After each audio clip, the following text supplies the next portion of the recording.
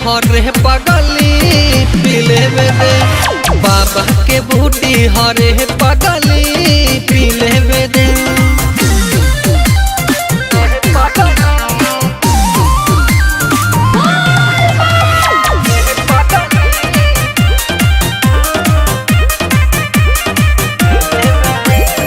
कांवर के बोझ धनी नहीं बुझाला, चिलम के धुआं जब भीतर समाला।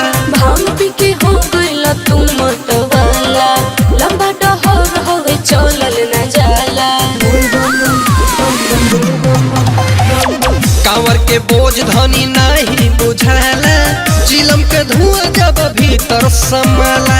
भांग पी के हो गइला तू मतवाला, लंबा डहर होवे चलल न जाला। खाए के देही जे पूरी मिठाई, कहिला खाली पी लेवे दे। हरे बाबा के बूटी हरे पगली पीले में दे, बाबा के बूटी हरे पगली पीले में दे।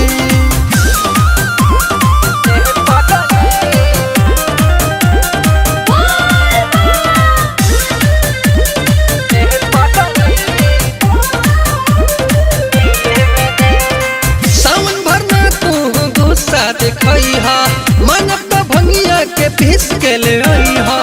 मेरा चलो पहले जलवा चढ़ैया, हरी हरी चूड़ी देव घर से दिलैया। सावन भरना तू गुस्सा दिखाई हा, मन भंगिया के पीस के ले आई हा। नीरज चला पहले जलवा चढ़ैया, हरी हरी चूड़ी देव घर से दिलैया।